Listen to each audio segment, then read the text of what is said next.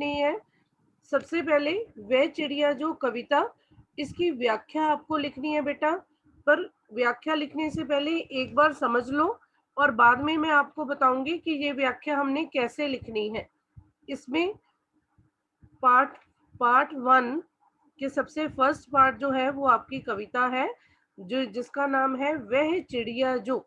इसमें एक ऐसी चिड़िया के बारे में बताया है कवि ने, जो अपने कार्यों के कारण हमें मनुष्य को, मानवता को एक संकेत देती है कि चिड़िया सतत लगातार मेहनत करने वाला पक्षी, और कैसे वो अपने कार्य को पूरा करने के लिए अपनी साहस का परिचय देती है, अपनी मेहनत का परिचय देती है। और वो मनुष्य को इसमें कुछ विशेषण दिए हैं, उन विशेषणों के माध्यम से ये बताया है कि कैसे वे अपने जीवन में संतुष्ट रहने वाली है और लगातार सबको अपना समझकर कार्य करती है। सबसे पहले इस कविता के जो कवि हैं उनका नाम, कि आपको जब भी कविता लिखनी है तो सबसे पहले एक तरफ कविता का नाम लिखना है और दूसरी तरफ कवि का नाम, कि इसके कवि जो हैं वो केदारनाथ अग्रवाल है, जिसमें इस कविता में कवि ने चिड़िया के माध्यम से, चिड़िया के द्वारा मनुष्य के जीवन को कुछ ऐसे संकेत दिए हैं जिनसे वे अपना जीवन जो है बहुत अच्छे ढंग से जी सकता है। अब हमारा फर्स्ट पैराग्राफ जो है कविता का, वह चिड़िया जो चोंच मारकर दूध भरे जुंडी के दाने। बेटा अपने पास पेन पेंसिल रखो, मैं अर्थ बता रही हूँ आपको, साथ साथ शब्द अर्थ आपको बाद में मिल भी जाएंगे, पर उससे पहले साथ साथ जो कविता के शब्दों के अर्थ है वो साथ साथ लिखते जाओ, कि आपको उन शब्दों को समझने में कविता में मुश्किल ना हो। वह चिड़िया जो चोंच मारकर दूध भरे जुंडी के दाने रुचि से रस से खा लेती है, वह छोटी संतोषी चिड़िया नीले पंखों वाली मैं हूँ, मुझे अन्न से बहुत प्यार है। अब चिड़िया जो है वो अपने बारे में क्या कह रही है, कवि केदारनाथ अग्रवाल इसमें चिड़िया के माध्यम से उसके स्वभाव का, उसकी आदतों का वर्णन कर रही हैं। वो सबसे पहले क्या कह रही है कि वह चिड़िया जो है वह चोंच मारकर के दूध भरे जुंडी के दाने। सबसे पहले अर्थ लिखो, जुंडी जिसका अर्थ है अनाज, गेहूं या ज्वार की बालियां। जब फसल पक जाती है, जब खेत में फसल पक जाती है तो उसमें जो दाने हैं, कि जो गेहूं या ज्वार या बाजरा जो भी हो फसल हो, उसके दाने जब पक जाते हैं तो उन दानों को, उनको पकने के कारण उसने लेखक कवि ने क्या कहा है कि दूध भरे, कि वह दाने जो हैं जब गेहूं बाजरे या ज्वार की बालियों में पके होते हैं तो वो कैसे होते हैं, सफेद रंग के।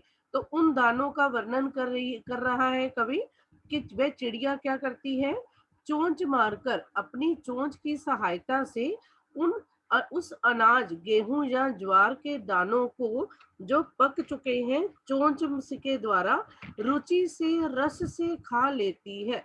रुचि, चाव, शौक, कि वो उनको खाते वक्त उसको क्या लगता है कि वह बड़े चाव से, बड़ी खुशी के साथ रस से खा लेती है। रस आनंद, कि रस आनंद, कि उनको खाते वक्त उसे जो आनंद प्राप्त होता है उसका वर्णन है। कि चिड़िया अपने बारे में क्या बताती है कि वे दूध दूध से भरे हुए उन बाजरे के या गेहूं के दानों को चोंच मारकर बड़े चाव से और आनंद से खा लेती है। वह छोटी संतोषी चिड़िया नीले पंखों वाली मैं हूँ।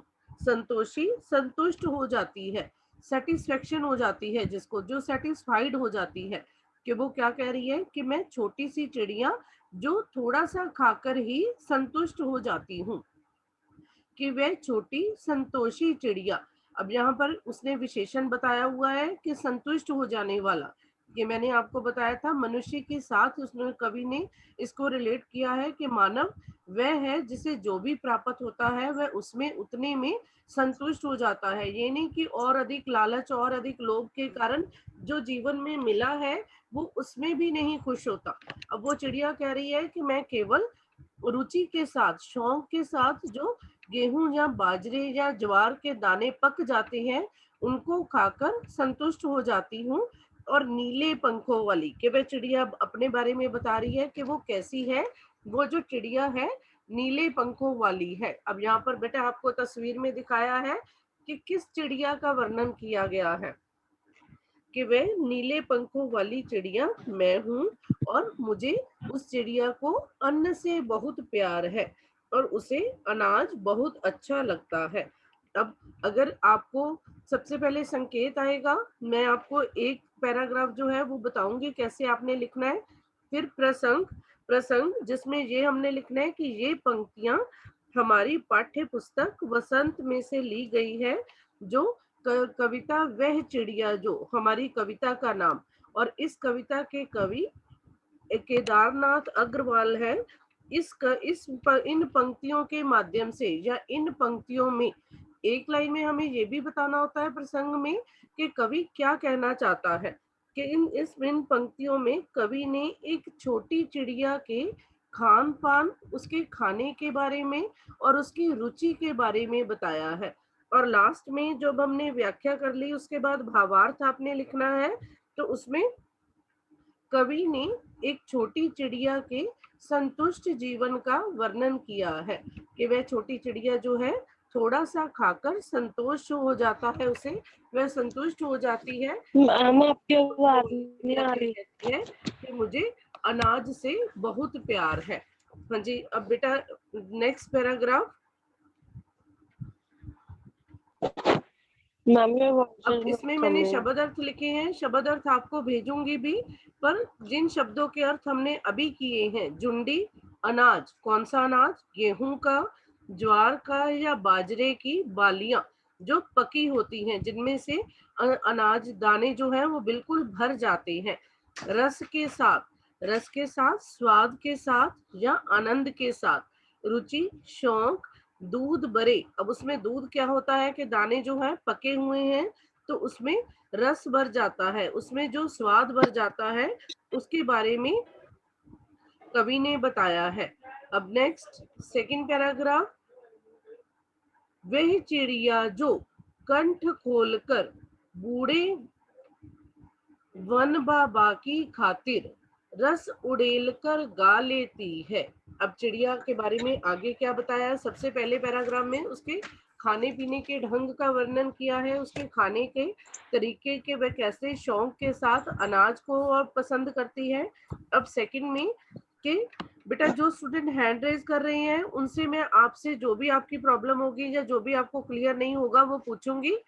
एक बार कविता समझ लो, उसके बाद वह चिड़िया जो कंठ खोलकर, कंठ यहाँ पर साथ साथ अर्थ लिखते जाओ, कंठ गला, कंठ गला। अब यहाँ पर खोलकर लिखा हुआ है तो इसका अर्थ क्या है, कंठ खोलकर ऊंचे स्वर में, कि गले को खोलकर वो जितनी आवाज में बोलती है उससे अधिक ऊंचे स्वर में। कंठ, सिर्फ कंठ शब्द का अर्थ है गला, पर जब कंठ खोलकर आ जाता है तो ऊंचे स्वर में, ऊंची आवाज में, बूढ़े वन बाबा की खातिर, वन जंगल, तो बाबा जिसको हम आदर देते हैं, सम्मान देते हैं, कि वो जंगल पुराना है जहां पर वो चिड़िया रहती है, तो इसलिए वो उस जंगल को, उस अरण्य को, उस वन को क्या कहती है कि बाबा के समान समझती है। की खातिर, खातिर के लिए, कि रस उड़ेल कर गा लेती है। रस अपना आनंद जो भी उसके मन में है, कि रस आनंद या खुशी उड़ेल देना, बाल्टी से पानी जमीन पर उड़ेल दो, उड़ेल दो बिखेर देना, कि जो आनंद है वो चारों तरफ बिखेर देती है। पहले इन 4 लाइनों की व्याख्या, कि वह चिड़िया जो, अब कवि केदारनाथ अग्रवाल क्या कहते हैं कि वह जो नीले पंखों वाली चिड़िया है वो क्या करती है। पहले उसके पहले पैराग्राफ में उसके खाने के तरीके का बता दिया कि वह अनाज खाती है और कितना खाती है, कि थोड़ा सा खाकर संतुष्ट हो जाती है।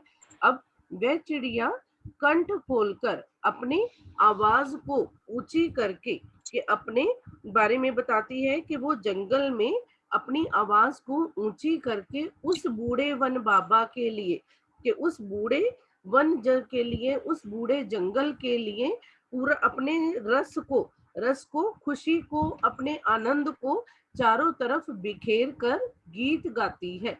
कि वह छोटी चिड़िया जो है वो ऊंची आवाज में उस बूढ़े जंगल के लिए, जिसे वो बाबा कहती है, उस बूढ़े वन बाबा, उस बूढ़े जंगल की खातिर, उसके लिए वो पूरा आनंद, पूरी खुशी जो है वो बिखेर कर गीत गाती है। वह छोटी मुंह बोली चिड़िया। अब मुंह बोली किसको कहता है? मुंह बोली शब्द का अर्थ है अपनी सी, कि हम कह देते हैं कि वह मेरी मुंह बोली बहन है। मुंह बोली जो संबंध से, रिश्ते से नहीं है, ब्लड रिलेशन में नहीं, पर अपनी सी, कि बिल्कुल जिसको हमने बोल कर कह दिया कि वो मेरी बहन है, तो उसको हमेशा अपनी बहन की तरह ही मानना। तो ऐसे ही वह क्या कह रही है कि वह छोटी मुंह बोली चिड़िया, मुंह बोली जो सबको अपनी सी लगती है, जो सबको अपना सा समझती है, वह कहती है कि वह जब ऊंची आवाज में पूरे जंगल के लिए, जो उस बूढ़े वन बाबा के लिए अपना खुशी जो है, अपना आनंद बिखेरते हुए गीत गाती है ऊंचे स्वर में, तो कैसा लगता है कि वह छोटी और जो सबको अपनी सी लगती है, सबके साथ अपना संबंध बना लेती है, वह नीले पंखों वाली चिड़िया मैं हूँ। कैमरा देख मुझे लेते विजन से बहुत प्यार है। अब यहाँ पर विजन शब्द जो है वो जंगल का प्राइवेसी। अभी हमने किया है वन। वन शब्द का अर्थ क्या है? जंगल, अरण्य, कानन। तो विजन शब्द का अर्थ भी क्या है? जंगल। अंडरलाइन करके लिख लो। ऊपर उसने उसी वर्ड को सिंपल में लिख दिया कवि ने, वन, जंगल, और लास्ट में लिख दिया उसका प्राइवेसी शब्द।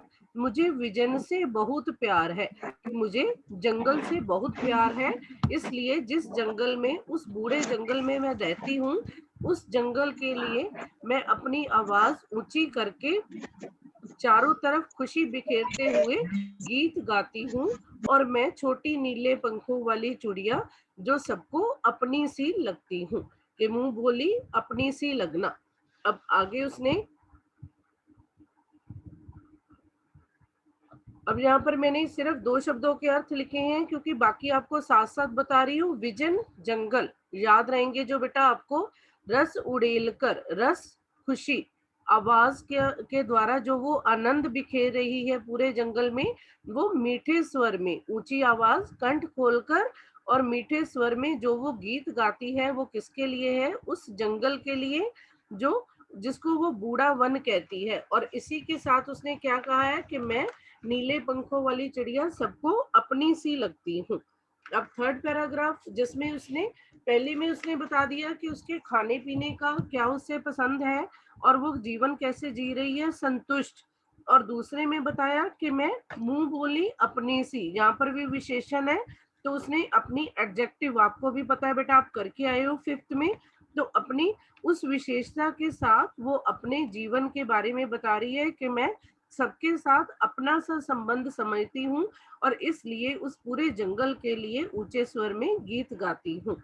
और थर्ड पैराग्राफ में वो क्या बता रही है कि वह चिड़िया जो चोंच मारकर चढ़ी नदी का दिल टटोल कर जल का मोती ले जाती है। और वो करती क्या है, उसका कार्य क्या है कि वह चिड़िया जो है चोंच मारकर, अपनी चोंच की सहायता से क्या करती है? चढ़ी नदी, चढ़ी नदी कौन सी है? जो पानी से पूरी तरह से भरी हुई है, जो पानी से उफनती हुई है, जिसमें से उस नदी में पानी का बहाव इतना तेज है कि इसको आप क्या लिखोगे? इसका अर्थ चढ़ी नदी, भरी हुई नदी, या जिसका बहाव बहुत तेज, उफनती नदी भी लिख सकते हो आप।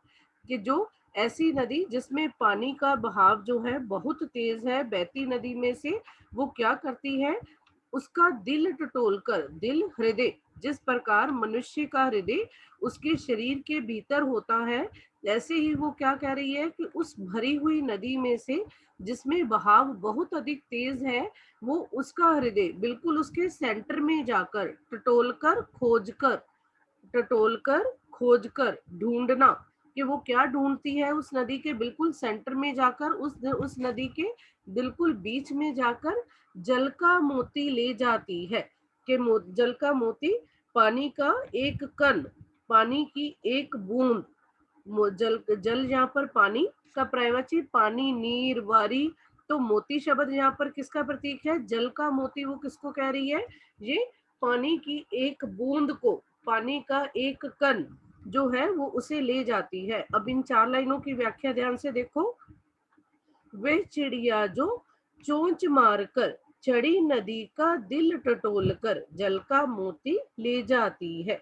कि चिड़िया कहती है कि वह वही छोटी सी चिड़िया है जो बहती नदी में से, जो बड़ी भरी हुई नदी में से, जिसमें पानी का बहाव बहुत तेज है, अपनी चोंच की सहायता से बिल्कुल उसके बीच में जाकर ऐसा लगता है कि उसके हृदय को खोज कर जल का मोती, पानी की एक बूंद जो है वो लेकर उड़ जाया करती है।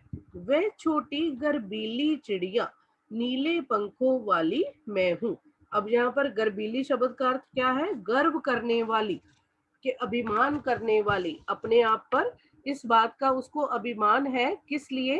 क्योंकि क्या करती है कि वो भरी हुई नदी में से पानी की बूंद बिल्कुल उसके बीच में से, उसके हृदय में से खोज कर वो अपनी अपनी चोंच में भरकर ले जाती है।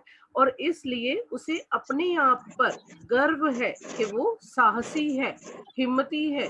वो मेहनत से घबराती नहीं, उसमें साहस और हिम्मत जो है वो बहुत अधिक है।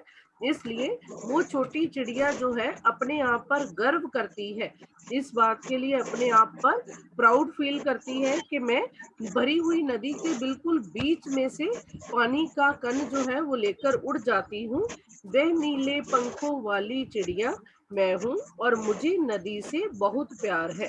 अंत में वह क्या कह रही है कि मुझे नदी से बहुत प्यार है, इसलिए मैं भरी हुई नदी के बिल्कुल बीच में से, उसके हृदय में से पानी की बूंद लेकर उसके उड़ जाती हूँ। और मैं इस बात के लिए, अपने इस साहस के लिए अपने आप पर गर्व महसूस करती हूँ। गर्बीली, गर्व महसूस करने वाली, उसको प्राउड है कि वो इतना साहस का काम करती है कि बिल्कुल भरी हुई नदी के बीच में से पानी की बूंद लेकर उड़ जाती है। और अंत में क्या बता रही है कि मुझे नदी से बहुत प्यार है।